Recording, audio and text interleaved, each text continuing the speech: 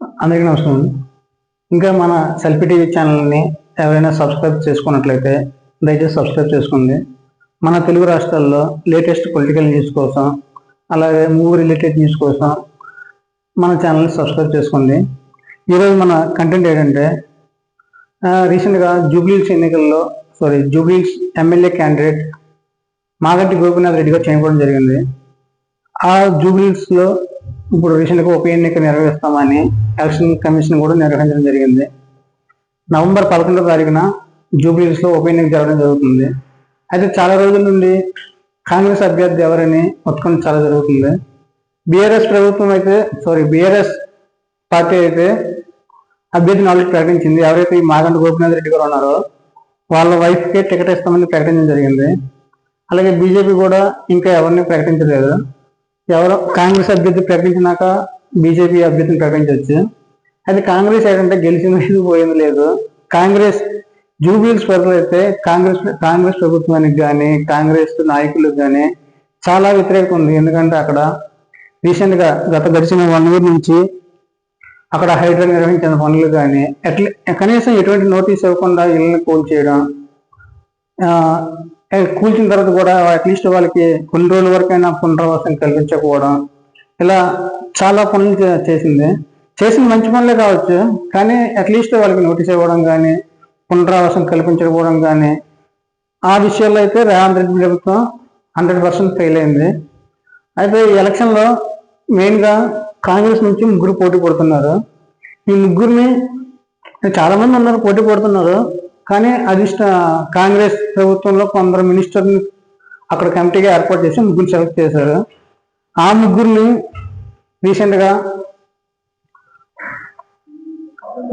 రీసెంట్గా కాంగ్రెస్ అధిష్టానం అయితే ఒక 4 మంత్రులను కేటాయించింది. జూబ్లీహిల్స్లో అభ్యర్థిని ఎవరైతే మంచిగా ఉంటారో, ఎవరైతే గెలిచే అవకాశాలు ఉన్నాయి, ఎవరో రేసు గుర్రాలు అని నిర్ణయించడం కోసం 4 మంత్రులను ప్రకటించడం జరిగింది. మన పొన్నం ప్రభారెడ్డి కూడా చాలా మంది ఉన్నారు.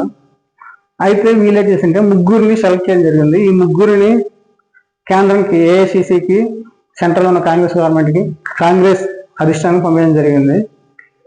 ఆ 3లో ఎవరికి టికెట్ ఇస్తారు ఎవరు అనేది చాలా రోజుల నుంచి ఉత్పత్తి జరుగుతుంది. అది ఆల్మోస్ట్ ఫైనల్ అయిపోయింది. ఫస్ట్ ఎవరెవరిని సెలెక్ట్ చేశారో ఈ మంత్రివర్గం చూద్దాం. ఫస్ట్ బొంతు రామ్మోహన్, ఈయన హైదరాబాద్లో చాలా మంది తెలిసిన వ్యక్తి. బీఆర్ఎస్ ప్రభుత్వంలో మన కేసీఆర్ ప్రభుత్వంలో ఈయన హైదరాబాద్ మేయర్గా పనిచేశాడు. హైదరాబాద్లో చాలా మంచి పనులు చేశాడు. మున్సిపాలిటీ పరంగా కానీ, తర్వాత హైదరాబాద్ రోడ్స్ డెవలప్మెంట్ కానీ, చాలా రివర్స్ కానీ చాలా బొంతు రామ్మోహన్ గారు అయితే చాలా మంచి పని చేశారు. కాకపోతే ఈయన బ్యాడ్లకి అంటే ఎప్పుడైతే ప్రభుత్వం మారిపోయిందో వెంటనే ఈయన కూడా జంప్ అయిపోయారు. మరి ఎందుకు జంప్ అయినారో ఏం లేదు తెలియదు. బీఆర్ఎస్ ప్రభుత్వం కూడా ఈయన మంచిగా చూసుకుంది. యాక్చువల్గా దీనికి ప్లస్ పాయింట్ ఏంటంటే హైదరాబాద్లో ఈయన ఫేస్ వాల్యూ మంచి, ప్రతి ఒక్కరు ఈయన బొంతు రామ్మోహన్ గుర్తించడం ఈయన చాలా మందికి తెలుసు. జూబ్లీహిల్స్లో కూడా చాలా మంది తెలుసు. ఈయన వర్గం యాదవ్ వర్గం కూడా జూబ్లీహిల్స్లో చాలా ఎక్కువ మంది ఉండడం ఈయన ప్లస్ పాయింట్. మైనస్ పాయింట్ ఏంటంటే ఈయనకి నిలకడగా ఉండదు. అంటే ఒక బీఆర్ఎస్ నుంచి కాంగ్రెస్కి వచ్చాడు, లోకల్లో ఉన్న కాంగ్రెస్ వ్యక్తులకి ఈయనకి ఇవ్వడం ఇష్టం లేదు. అది ఈయన మైనస్ పాయింట్. ఇతనికి అయితే ఏఐసిసి కన్ఫర్మేషన్ రాలేదు, వేరే వాళ్ళకి వచ్చింది. అది ఎవరో తర్వాత చూద్దాం. నెక్స్ట్ పర్సన్ మైనంపల్లి అంటే తెలిసేది అందరికీ. ఈయన గల్లీ నుంచి ఢిల్లీ వరకు ఎదిగేదే. రీసెంట్గా ఈయన కూడా బీఆర్ఎస్ నుంచి కాంగ్రెస్ షిఫ్ట్ అయినాడు. ఈయన షిఫ్ట్ అయిన మెయిన్ కారణం ఏంటంటే బీఆర్ఎస్ ప్రభుత్వం నచ్చక కాదు. ఈయన కావాల్సింది ఈయన 2 టికెట్లు అడిగాడు. ఒకటి వీళ్ళ కొడుక్కి, ఇతనికి. కానీ బీఆర్ఎస్ ప్రభుత్వం కేసీఆర్ గారు ఏం చేశారంటే ఈయనకి టికెట్ కేటాయించారు కానీ వీళ్ళ కొడుక్కి టికెట్ కేటాయించలేదు. తను అది నచ్చక 2 టికెట్లే కావాలని పట్టుపట్టి కేసీఆర్ ఇవ్వకపోవడం వల్ల ఈయన కాంగ్రెస్లో జంప్ అయ్యాడు. కాంగ్రెస్ ప్రభుత్వం వీళ్ళకి 2 టికెట్లు ఇచ్చింది. కాకపోతే ఈయన బ్యాడ్ లక్ ఈయన ఓడిపోయాడు. అది ఎవరో కాదు, మన మల్లారెడ్డి మీద ఓడిపోయాడు. అయితే ఇప్పుడు ఈయనకి డబ్బు ఉంది, పేరుంది, అదేవిధంగా కొంచెం మాస్ లీడర్. ఈయన కూడా ఎమ్మెల్యే అవ్వాలి, ఎమ్మెల్యే అయితే మినిస్టర్ అయ్యే ఛాన్స్ ఉంటుందని ఈయన కూడా పోటీ పడుతున్నాడు. కాకపోతే ఆల్రెడీ ఈయన కొడుకు ఎమ్మెల్యే అవడం వల్ల ఈయనకి టికెట్ ఇచ్చే ఛాన్సెస్ తక్కువ. ఈయన ప్లస్ పాయింట్ ఏంటంటే ఈయన జూబ్లీస్ లో కానీ బంజారా హిల్స్ లో చాలా పెద్ద పెద్ద నాయకులు ఈయన తెలుసు. ఈయన తెలుసుకుంటే చేసేయగలరు, అవసరమైన డబ్బు ఖర్చు పెట్టగలరు ఈయన. అది ఈయన ప్లస్ పాయింట్. కానీ ఈయన కూడా అధిష్టానం ఇంట్రెస్ట్ చూపించట్లేదు. ఎవరు చూపించాలని ఇప్పుడు చూద్దాం. నవీన్ కుమార్ యాదవ్, ఈయన హైదరాబాద్లో మొత్తం తెలియదు కానీ జూబ్లీహిల్స్ వరకు చాలా సుపరిచితుడు.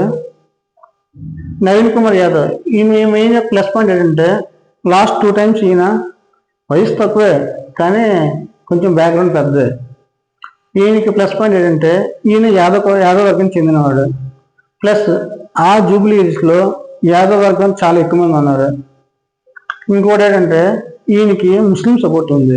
ఎందుకంటే ఈయన లాస్ట్ 2 times ఎంఐఎం పార్టీ నుంచి ఎమ్మెల్యే అభ్యర్థిగా పోటీ చేశాడు, ఓడిపోయాడు. కానీ ఈయన చూస్తే ఆ ఎమ్మెల్యే క్యాండిడేట్ నవీన్ యాదవ్ ఆ ఎమ్మెల్యే క్యాండిడేట్ అనే విధంగా స్టాంప్ అయిపోయింది ఆ ఏరియాలో. ఈయన ప్లస్ పాయింట్ ఏంటంటే యాదవ్ సామాజిక వర్గం చాలా ఎక్కువ, కానీ సగం మంది ఈయన నమ్ముతారు, సగం మంది నమ్మరు. ప్లస్ అదే, మైనస్ అదే. ఇంకో ప్లస్ పాయింట్ ఏంటంటే ఈయనకి ఎంఐఎం పార్టీ సపోర్ట్ ఉంది. ఎంఐఎంలో కానీ ముస్లిమ్స్ కానీ చాలా మంది ఈయనకి తెలుసు. ఇంకోటి ఏంటంటే తక్కువ వయసులోనే చాలా మంది తెలుసు. తర్వాత జూబ్లీహిల్స్లో ఏదైనా ఇష్యూ ఉన్నా ఏం మంచి చేయగలరు, సెటిల్మెంట్ అవ్వచ్చు, మంచి అవ్వచ్చు, ఏదైనా చేయగలరు ఈయన. కాకపోతే ఈయన మైనస్ ఏంటంటే వీళ్ళ తండ్రి గారు రౌడీ. ఆయన మీద క్రిమినల్ కేసులు కూడా ఉన్నాయి. రీసెంట్గా ఈయన కూడా ఏదో ఫాల్స్ కేసు ఫైల్ చేశారు. అది బీజేపీ రఘునందన్ రావు గారు ఏమంటే ఈయన ఎలక్షన్లో ఓటర్ ఐడీస్ ఈయన సప్లై చేస్తున్నాడు అనే కేసు ఫైల్ చేశాడు. రూల్ ప్రకారం ఓటర్ ఐడి అవి సప్లై చేయకూడదు. ఎలక్షన్ టైంలో స్లిప్ సప్లై చేయొచ్చు కానీ ఓటర్ ఐడి సప్లై చేయకూడదు. ఓటర్ ఐడి ఎప్పుడైనా సరే మీ సేవ నుంచి ఇండివిజువల్గా తీసుకోవాలి. ఈయన ఓటర్ ఐడి సప్లై చేశారని కేసు ఫైల్ చేస్తారు. ఈయన ఏమంటే అదే నాకేం తెలియదు, నేను సప్లై చేయలేదు, అలా మనం సప్లై చేయలేమని కూడా స్టేట్మెంట్ ఇచ్చాడు. అది వేరే విషయం. కానీ ఈయనకి ముస్లిం సపోర్ట్ ఎక్కువ ఉంది, ఎంఐఎం సపోర్ట్ ఎక్కువ ఉంది, యాదవ్ సామాజిక వర్గం సపోర్ట్ ఉంది. ఆల్రెడీ 2 సార్లు అక్కడ పోటీ చేసినాడు, ఓడిపోయాడు. కానీ అందరు చాలా మంది తెలుసు. ఎప్పుడైతే మాగంటి గోపీనాథ్ రెడ్డి గారు చనిపోయినారో అప్పటి నుంచి ఈయన ఎలాగైనా టికెట్ సంపాదించుకోవాలి, ఎలాగైనా గెలవాలి అనే ఉద్దేశంతో ఈయన పనిచేస్తున్నాడు. ప్లస్ అప్పటి నుంచి ఏదో ఒక సేవా కార్యక్రమాలు, కుట్టు మిషన్ పంపిణీయో లేదంటే జూబ్లీస్ పరిధిలో తిరగడము, సమస్యలు తెలుసుకొని దాన్ని సాల్వ్ చేయడం, ఏదో చేస్తూనే ఉంటున్నాడు. ఆల్మోస్ట్ 99% ఈయనకి ఏఐసిసి అసలు రేవంత్ రెడ్డి కూడా ఈయన సపోర్ట్ ఉన్నాడు. ఈయన టికెట్ అయితే కన్ఫర్మ్ చేశారు. నవంబర్ 11వ తారీఖున జరిగే ఎలక్షన్కి కాంగ్రెస్ అభ్యర్థి అయితే ఇతనే. కాదు చూడాలి, ఈయన మీద కూడా క్రిమినల్ కేసులు ఉన్నాయి. వీళ్ళ తండ్రి కూడా పేరు మోసిన రౌడీ, ఆయన మీద క్రిమినల్ కేసులు ఉన్నాయి. మరి జనాలు కొందరు ఈయన ఇష్టపడతారు, కొందరు భయపడతారు. అంతేందుకు కాంగ్రెస్ ఉన్న నాయకులు ఈయన భయపడతారు, ఇందరికి వెళ్ళలేమా అంటే భయపడడానికి. ఈయన చేస్తాడా చేయడా, గట్టిగా ఏమైనా ఈయన చేయకపోతే గట్టిగా ఏమి అనలేము అని భయపడే వాళ్ళు చాలా మంది ఉన్నారు. టికెట్ మాత్రం ఈయనకి 100% కన్ఫర్మ్ అయిపోయింది. అమౌంట్ కూడా ఖర్చు పెట్టగలరు. ఆ జూబ్లీహిల్స్లో ఆయనకు మంచి పేరు ఉంది కాబట్టి, ముస్లిం సపోర్ట్ ఉంది, ఎంఐఎం సపోర్ట్ ఉంది కాబట్టి టికెట్ అయితే ఆయనకి కన్ఫర్మ్ చేస్తారు కదా, చేస్తారు. ఈయనే ఎమ్మెల్యే క్యాండిడేట్, అది ఫైనల్. అసలు ఈ రేవంత్ రెడ్డి ప్రభుత్వం ఎలాగుంది, రేవంత్ రెడ్డి ఆ జూబ్లీహిల్స్లో ఎలాగుంది, గెలుస్తారా కాంగ్రెస్ గెలుస్తారనేది 99% అక్కడ కాంగ్రెస్ ప్రభుత్వం డౌటే. ఎందుకంటే 1.5 year నుంచి చేసిన పనులు ఆ జూబ్లీహిల్స్, మాధవపూర్లో మొత్తం హైడ్రా. అట్లీస్ట్ పునరావాసం కల్పించట్లేదు, అట్లీస్ట్ ముందు నోటిఫికేషన్ ఇవ్వట్లేదు. సడన్ గా అది కూడా వీకెండ్లో రావడం, వీకెండ్లో కూల్ చేయడం, అది చాలా మంది విసిగిపోయారు. చూడాలి. అలాగని బీఆర్ఎస్ గెలుస్తుందా అంటే బీఆర్ఎస్ డౌట్. ఎందుకంటే బీఆర్ఎస్ స్టెబిలిటీ లేదు. రీసెంట్ గా కవిత కూడా డివైడ్ అయిపోవడం, వాళ్ళ అవినీతి రావడం, అది కూడా డౌట్. అలాగని బీజేపీ సపోర్ట్ ఉంది, బీజేపీ గెలుస్తుంది అంటే బీజేపీ చెప్పలేం.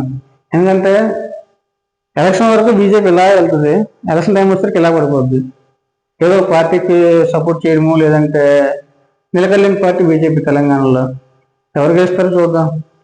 రేవంత్ రెడ్డి ప్రభుత్వం మీద అసలు 1.5 yearలో ఏం చేసినాడు, ఎలా ఉంటుంది, నెక్స్ట్ టైం గెలుస్తాడా గెలవడా, ఎన్ని సీట్లు వస్తాయి, ఎన్ని సీట్లు పోతాయి, అసలు జూబ్లీస్లో ఎలా ఉంటుంది సర్వే, ప్రతిదీ మనం నెక్స్ట్ వీడియోలో, అప్కమింగ్ వీడియోలో చెప్దాం. ప్రతిదీ అసలు జూబ్లీస్లో ఎన్ని ఓట్లు ఉన్నాయి, ఎవరు గెలుస్తారు, ఏ ప్రాంతం వారు, ఎవరు ఏ పార్టీకి మొగ్గు చూపుతున్నారు, ప్రతిదీ మనం నెక్స్ట్ వీడియో చూద్దాం. ఇంకా మన ఛానల్ ఎవరైనా సబ్స్క్రైబ్ చేసుకోకపోతే దయచేసి సబ్స్క్రైబ్ చేసుకోండి, సెల్ఫీ టీవీ. Thank you.